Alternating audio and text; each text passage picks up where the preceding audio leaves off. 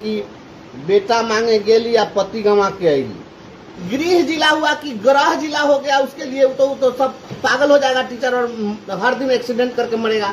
मांगे थे कि हमको आप खाना दे दीजिए, हम भूखे हैं, आप हमको खाना नहीं खिला सकते थे तो घास भूसा दे दीजिए, टोकरी में भर के खा लीजिए, हम जानवर हैं।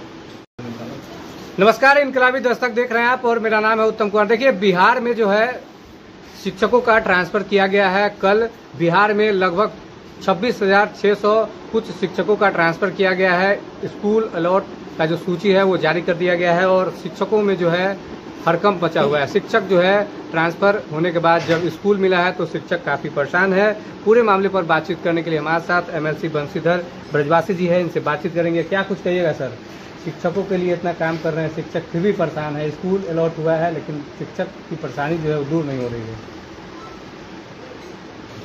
एक कहावत है हम लोग के यहाँ गांव में, और लोग कहते हैं कि बेटा मांगे गेली या पति गंवा के आएगी। तो यही स्थिति हो गई है।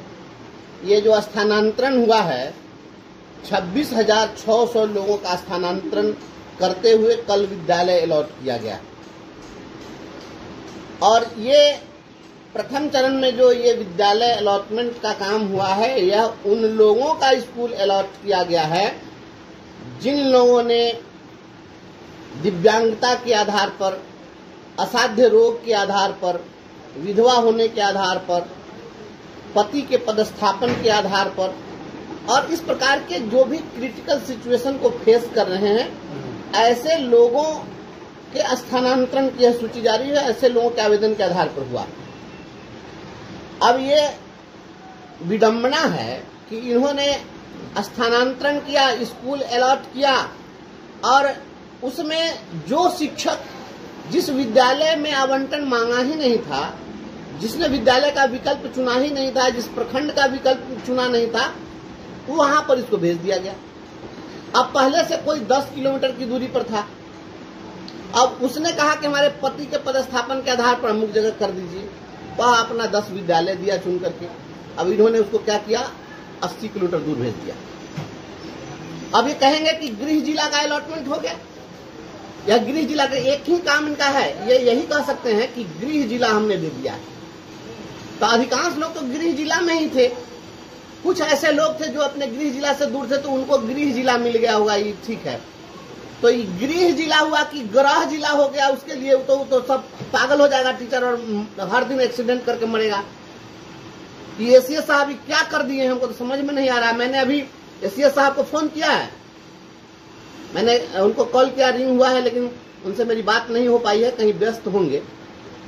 लिखित रूप से मैं तुरंत भेज रहा हूं, आपत्ति में दर्ज करा रहा हूं और कल बिहार के सभी जिला मुख्यालयों पर धरना प्रदर्शन होगा और उसमें इस मांग को प्रमुखता से रखा जाएगा। यह तो बड़ा अजीब हो गया। पहले कोई शिक्षक 10 किलोमीटर की दूरी पर था, उसको आप 80 किलोमीटर दूर भेज दिए। कोई पहले अपने घर के पास था तो उसको और आप दूर भेज दिए। और सबसे विडंबना इस बात की है कि इन्होंने उसमें कह दिया है कि 30 तारीख तक आपको योगदान कर लेना है। योगदान करेंगे स्वतः विरमित हो जाएंगे। पूर्व से इन्होंने जो एक गाइडलाइन जारी किया हुआ है, उस गाइडलाइन में इन्होंने कहा कि अगर किसी का स्थानांतरण मन मुताबिक नहीं हो, इच्छित नहीं हो, तो ऐसी स्थिति में वह लिखित रूप से कोई विभाग को शिकायत भी नहीं कर सकते हैं। जब स्थानांतरण हो जाएगा और ये योगदान कर लेंगे, उसके बाद तब ये जिला स्थापना समिति और डीओ के सामने में अपनी शिकायत रखेंगे। तो समस्या होता है। तो जब पहले ही जब योगदान कर लेगा तो क्या करेंगे? जब ले दवा के दाम पूछे तब तक कूट के आंखें गायब। क्या फायदा होगा इससे? और जब तक इस मामले का निपटारा होगा आई जितना जिला में बैठा हुआ ये शिक्षा विभाग का बन कीटाणु सब है, ये तो सब मास्टर के नोच के खा जाएगा। शिक्षक को ये जब उन लोगों के हाथ में बागडोर है तो बाद में क्या होगा, तो सब नोच लेगा सब, अब उसमें मारा मारी चलेगी। तो जब विकल्प अगर आप नहीं दे सकते थे तो उसको आप एटीट्यूड छोड़ देते। जहां मांगा, अब हमको मन था कि भाई हमको ये चीज चाहिए, वो चीज आप हमको नहीं दे सकते तो दूसरा चीज हमको दे दीजिएगा। आप नहीं दे सकते हैं तो आप सीधे मना कर देते। शिक्षक लेकिन काफी परेशान है, काफी परेशान है कि मत कहिए। सारे लोग तो शिक्षिकाएं जितनी हैं वो इतनी परेशान हैं। सबसे ज्यादा समस्या तो दिव्यांगों के साथ है। ऐसे ऐसे दिव्यांग शिक्षक हैं, मुझे फोन कर रहे हैं और वो पहले 10 किलोमीटर दूरी पर थे, अब 80 किलोमीटर दूर हो गए। ये तो अजीब बात है। हम मांगे, आप वो देने में सक्षम नहीं थे। आप अगर देने में सक्षम नहीं थे, मान लीजिए हम आपसे कहते कि हमको पैसा दीजिए, तो आपके पास पैसा नहीं था तो आप अंचल्लू सिक्का दे दीजिएगा, माटी के घर के रुपया दे दीजिएगा हमको। नहीं था, ना देते, सीधे कह देते नहीं देंगे, नहीं है मेरे पास में। हम मांगे थे कि हमको आप खाना दे दीजिए, हम भूखे हैं, आप हमको खाना नहीं खिला सकते थे तो घास भूसा दे दीजिएगा, टोकरी में भर के खा लीजिए, हम जानवर हैं। ये कौन सी बात हो गई? ये बिल्कुल गलत हुआ है। और हम एसीएस साहब से हम अनुरोध करते हैं, आप अविलंब आदेश जारी कर दीजिए कि जिनको भी इच्छित जगह अगर मिल गया है, जिनको सुटेबल स्थानांतरण मिल गया है, तो वे योगदान करें। लेकिन अगर कोई योगदान नहीं करना चाहते हैं, उनको लगता है कि हम अभी जो दिए हैं इनसे तो बढ़िया पहले ही था हमको, तो ऐसे लोगों के लिए विकल्प खुला रहना चाहिए कि जो जहां है वहां पर बने रहें। इनके नए जगह पर योगदान की बाध्यता को खत्म कर देना चाहिए और इसके लिए अविलंब गाइडलाइन जारी किया जाए। इस मांग को लेकर कल पूरे बिहार में धरना प्रदर्शन होगा, आंदोलन होगा। क्योंकि हम जहां हैं, हम कहाँ जाएं? अपन घर छोड़ घर मुड़िया खाए, कहाँ जाएगा भाई? ये सब नहीं चलेगा, ये बिल्कुल गलत बात है। और सामने आ रहा है आपको मानसून सत्र में सदन में भी इस मामले को हम उठाएंगे मजबूती के साथ। सड़क पर भी लड़ेंगे शिक्षकों के लिए, सदन में भी लड़ेंगे, सड़क से सदन तक संघर्ष होगा। और हाँ, एसीएस साहब, अगर आपने अविलंब इस बाध्यता को, योगदान की बाध्यता को आपने अगर शिथिल नहीं किया तो ये सबसे बड़ी किरकिरी शिक्षा विभाग की होने जा रही है। क्योंकि आज आप 26,600 कुछ शिक्षकों का आपने अभी विद्यालय आवंटन किया है और आज ये 90,000 के लोग ये करने जा रहे हैं। 1,90,000 लोगों ने आवेदन दिया था, जिसमें ये लगभग 1,14,15,000 लोगों का ये करने जा रहे हैं। इसमें से मात्र 10% ही शिक्षकों को उनका मन मुताबिक स्थानांतरण का लाभ मिला। तो शेष लोग ये हाई कोर्ट में जाएंगे, हाई कोर्ट का सिस्टम करप्ट कर जाएगा। आपको मैं बता दे रहा हूं, इतना केस हाई कोर्ट में जाएगा कि हाई कोर्ट का सिस्टम करप्ट हो जाएगा, बड़ी किरकिरी हो जाएगी। क्योंकि आप स्थानांतरण के बदला में तो काला पानी का सजा दे दिए सबको, तो क्या करेगा शिक्षक लोग? तो सब हाई कोर्ट जाएगा और हाई कोर्ट जब जाएगा तो अब बड़ी बदनामी हो जाएगी कि एक विभाग से और अचानक से ये इतने लोग, 10% से ज्यादा लोगों को सही सलामत का स्थानांतरण नहीं मिला। एकदम वेरी क्लियर कट रही है। हम तो सुबह से इतना फोन आ रहा है, अभी तक हमको लगता है कि 20,000 से ज्यादा लोग मेरे फोन पर चले हुए हैं। लगातार फोन आ रहा है, लगातार घंटी बज रही है।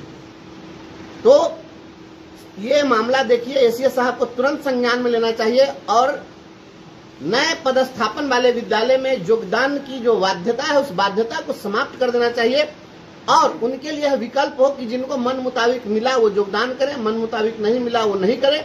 और फिर से अगर उनको आवेदन करना है तो फिर से उनके लिए आवेदन का विकल्प खुला रहना चाहिए। दूसरी बात कि जो लोग भी टीआरई 3 के तहत योगदान दिए हैं, उनके स्थानांतरण का भी आवेदन नहीं लिया गया है। और जो विशिष्ट शिक्षक बने सक्षमता 2 वाले, उनके भी स्थानांतरण के लिए आवेदन उनसे नहीं लिए गए हैं। और लाइब्रेरियन के लिए अभी तक की चर्चा ही नहीं की है।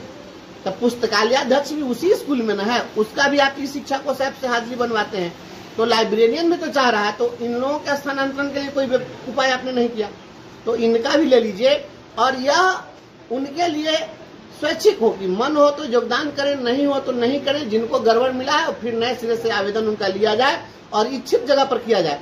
और जहां पर इन्होंने आवेदन दिया था, जिसके जो विकल्प दिया था, वहां पर स्कूल खाली रह गया, रिक्ति रह गई। जब रिक्ति थी तभी ना आवेदन लिए थे, तो जब रिक्ति थी तो कहा नहीं भरे?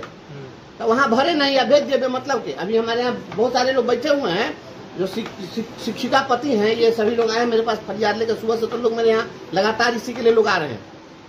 तो इन लोगों से भी बात करिए, ये बताएंगे कि क्या स्थिति है। तो ये सब लोग की स्थिति बहुत खराब हो गई है और ये तो स्थिति बन गई कि हम लोग गांव में कहता है कि घर छोड़ घर मुड़िया का, ये सब पागल हो जाएगा। शिक्षक पढ़ाएगा क्या? शिक्षा व्यवस्था चौपट हो जाएगी, मानसिक रूप से सब शिक्षक परेशान हो जाएंगे। और आप विचार करिए माँ बहनों के संबंध में, बहन बेटियां जो है इतने दूरी पर आप भेज दीजिएगा, वो कहाँ जाएगी, कहाँ रहेगी? जहां मन हुआ वहां फेंक दिए हैं, बहुत दिक्कत हो जाएगी। और खास करके जो पति पत्नी है जहां पर, तो आप उसके बारे में सोचिए ना कि पति पत्नी को और आप दूरी बढ़ा दीजिएगा और दोनों जब जॉब में है तो कैसे जाएगा? तो दोनों का जीवन अपन, तो नौकरी नहीं मिली कि नरक को हो गया, नरक की सजा दे दी। एसीएस साहब इस पर संज्ञान लीजिए और अगर शिक्षा व्यवस्था को दुरुस्त रखना है आप बहुत बढ़िया काम कर रहे हैं और सब चीज में कोई दिक्कत नहीं है। स्थानांतरण के लिए भी आपने साफ सुथरा काम किया कि भाई कोई उगाही नहीं हुई, बढ़िया बात है। लेकिन कम से कम उनको इच्छित स्थानांतरण देते और बाध्य नहीं कीजिए और उनको कहिए कि भाई फिर से आवेदन दे। जब तक उनको सही चीज मिलेगा, हमको पसंद होगा लेना, आप जबरदस्ती ना दे दीजिएगा। हम ना लेना चाहते थे, जबरदस्ती दे दीजिएगा। स्वैच्छिक हो और मन मुताबिक जगह पर पोस्टिंग हो, लोगों को सहूलियत के लिए, आप लोगों के जीवन को आसान करने के लिए ना स्थानांतरण कर रहे थे, उलझाने के लिए नहीं कर रहे थे। इसलिए इस पर तुरंत अविलंब इस पर जो आदेश जारी होना चाहिए। आपने सुना कि पूरे मामले पर एमएलसी बंशीधर ब्रजवासी ने क्या कुछ बताया है, काफी गुस्से में है। उन्होंने कहा है कि सड़क से सदन तक जो शिक्षकों की लड़ाई है वो लड़ी जाएगी। तो बने रहिए आप हमारे साथ, देखते रहिए इनकलाबी दस्तक। धन्यवाद।